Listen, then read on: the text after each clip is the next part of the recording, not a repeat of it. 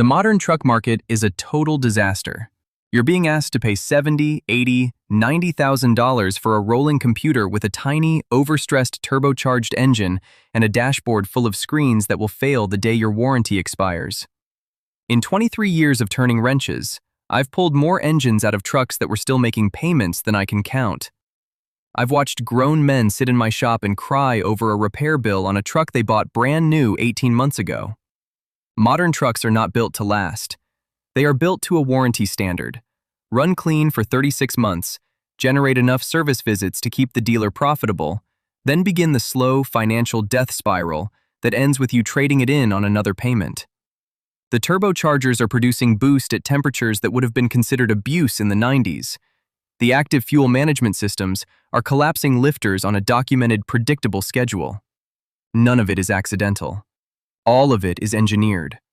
But there are 3 trucks built before that philosophy existed. Pickups engineered so far past the point of necessity that they will still be running when the dealership that sold them is a parking lot. Today on Macro Motors, I'm counting down all 3.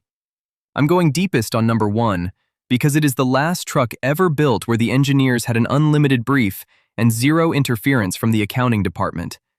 And it has a mechanical detail buried inside it that most mechanics never notice. The reason that engine outlives everything else on the road. Stay until the end. You need to know what that detail is.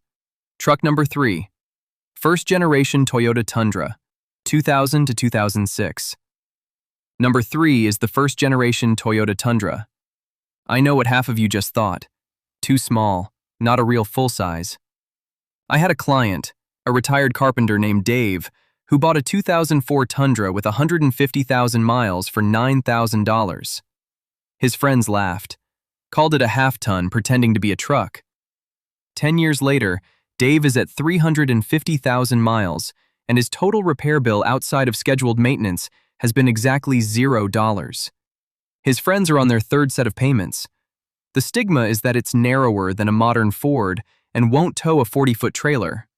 Both true. But if you're hauling wood, tools, equipment, or a boat, this is all the truck you will ever need. And what you're actually buying is something the stigma completely hides. The 4.7-liter 2UZ FE V8 in this truck came from the Land Cruiser and Lexus LX 470 engine family. Toyota designed it as a flagship luxury power plant first and a truck engine second. Cast iron block, aluminum heads, dual overhead camshafts, VVT-I variable valve timing.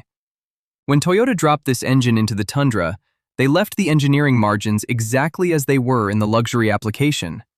Bearing clearances, thermal tolerances, and oil flow architecture, all sized for a vehicle that works far harder than a half-ton pickup ever will. That engine is running at a fraction of its design stress in normal truck use, and an engine at a fraction of its design stress accumulates bearing wear, heat cycle fatigue, and dimensional change at a fraction of the rate of an engine working near its limits. 300,000 miles on this engine is not exceptional. It is routine. What people don't realize is that this was the last era where Toyota built a truck to a standard, not a price point. Everything from the door hinges to the seat frames is heavier and more substantial than anything comparable built after it. You are not just buying an engine. You are buying a chassis built to handle the abuse of an active worksite for 25 years. The insider check. The 2UZ-FE uses a timing belt on earlier models. Every 90,000 miles, budget $800 for belt, tensioner, and water pump. Miss that interval, and a snapped belt on this interference engine contacts the valves and ends the engine immediately. It is the one non-negotiable maintenance item. Also inspect the frame at the rear leaf spring attachment points. In salt belt states, these frames develop rust at those specific locations. Frame is solid, belt is fresh. You have found a truck that will outlive most of the people watching this. Clean examples are sitting under $12,000 right now. Truck number 2. 9th generation Ford F-150 OBS, 1992 to 1996, with the 4.9-liter, is the 9th generation Ford F-150, the OBS, the old body style, and specifically the ones fitted with the 4.9-liter Inline-Six. Last week, a man named Frank walked into my shop. He bought his 1995 F-150 new. He has 420,000 miles on the clock. The engine has never been opened. Not a gasket, not a bearing. While guys with 2022 Fords are waiting 3 months for back-ordered computer modules, Frank is loading the bed and getting work done every single day. The stigma is age. 30-year-old truck means project, not daily driver. But here is the mechanic's reality. This truck was built when Ford's priority was serviceability. Everything is accessible. No turbos to service, no proprietary scan tools to reset a module, no disassembly required to reach routine components. Basic socket set and a Saturday. That's the complete repair toolkit for most issues on this truck. But the engine is what makes this truly legendary, and it deserves a real mechanical explanation. The Ford 4.9-liter Inline-Six has 7 main bearings. 7. Most comparable V8s ran 5. Main bearings support the crankshaft. They are the structural foundation of the rotating assembly. 7 bearing supports means crankshaft flex under the high torque, low RPM pulling conditions that define real truck work is essentially eliminated. Less flex per heat cycle means less bearing surface wear accumulating across hundreds of thousands of operating hours.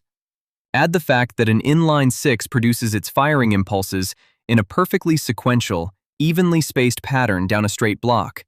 No V-angle fighting, no uneven thermal loading across opposing cylinder banks, no parasitic power loss from competing firing events. And you have an engine with a thermal evenness and mechanical efficiency that modern alternatives cannot match. Torque peaks at 1900 revolutions per minute. Maximum twist before you finished pulling out of a driveway. Insider check. Confirm the dual fuel tank switch on the dash works between both tanks. Check the radius arm bushings in the front suspension. A clunk over bumps is a $50 rubber part and an hour of work. Find this truck for $6,000. Spend $2,000 making it right, and you own a vehicle that will still be working when your grandchildren are arguing over who inherits it. 2 trucks in, and before we get to number 1, I need to say something directly. The trucks I just described are exceptional, but number 1 did something neither of them did. It forced the entire American truck industry to re-examine its engine architecture because it was so dominant, so reliable, and so cheap to own that competing on engineering merit was impossible. Here is that truck. Truck number 1, GMT 800 Chevrolet Silverado / GMC Sierra, 1999 to 2006. Number 1 is the GMT 800 platform, the Chevrolet Silverado, and its mechanically identical twin, the GMC Sierra, model years 1999 through 2006. In my shop, we call this the gold standard. I have a client named Arthur. He bought his 2003 Silverado 1500 new. He is a masonry contractor. That truck has been loaded with bricks, mortar, concrete block, and equipment every working day for 20 years. He crossed 330,000 miles last month. Total major repair history in 2 decades of daily commercial use. 1 fuel pump, 1 set of brake lines. That is it. The stigma is that it's just an old Chevy with a plasticky interior. I ask every client who says that the same question. Are you buying a truck for the soft touch dashboard, or because the engine is going to be running in 30 years? Because the GMT 800 runs the LS-based V8, typically the 4.8-liter LR4 or the 5.3-liter LM7, and these are the most reliable V8 engines ever mass-produced for a half-ton pickup. Iron block, aluminum heads, derived from the same LS architecture that powers Corvettes and purpose-built racing engines. The iron block on the 5.3 has a thermal expansion rate that is slow and consistent across heat cycles. As the engine warms up and cools down across hundreds of thousands of operating cycles, the dimensional changes in the block are predictable and conservative. Piston to wall clearances, head gasket compression, bearing oil film thickness, all sized for an engine that expands and contracts at a known rate across its full service life. This is why GMT 800 5.3-liter engines regularly reach 350,000 miles on factory internals. Not luck. Correct thermal engineering for longevity rather than peak dyno output. Critically, these trucks do not have active fuel management. AFM is the cylinder deactivation system GM introduced on later LS family engines. It collapses 4 valve lifters hydraulically under light load to save fuel. Under repeated activation cycles, those collapsed lifters accumulate wear at an accelerated rate. When the failure occurs, it is catastrophic. Metal debris from a failed lifter circulates through the oiling system and damages bearings, camshaft lobes, and cylinder walls simultaneously. The GMT 800 has none of this. Fuel injection, modern ignition, basic diagnostics, and no overcomplicated systems that make ownership expensive. It is the precise technological sweet spot, the simplicity of the 80s combined with the reliability engineering of the 90s. Insider check. Inspect the brake lines, particularly in northern states. Standard steel lines corrode from the outside in on these trucks. Have a shop install stainless replacements for around $500, and the problem is permanently gone. The other known item is the knock sensor under the intake manifold.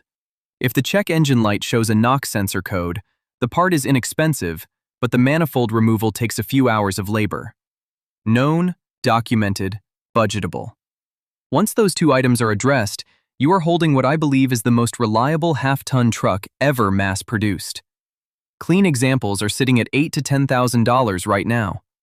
When you buy one of these 3 trucks, you are not buying a vehicle. You are buying freedom from a monthly payment. You are letting other buyers pay $800 a month for a truck that loses 20% of its value every year, while you drive the most reliable piece of machinery on the road. There is something deeply satisfying about starting a truck that you own outright, that nobody can repossess, that requires nothing from a dealership to keep running. That feeling is what these 3 trucks actually sell. The dealerships need you confused. They need you believing last year's truck is obsolete, that the warranty is the only thing standing between you and a breakdown. It isn't. Reliability comes from an iron block, a flat torque curve, and an engineering team that was never told to cut corners for a quarterly target. Don't let the shiny new trucks fool you. These 3 are the only ones I'd trust for the long haul. And if you want the specific year ranges to buy and the ones to avoid within each of these generations, because there are bad years hiding inside every good platform, that breakdown is already waiting for you in the last video on your screen right now at Macro Motors. Click it. Buying the wrong year of the right truck is still the wrong truck.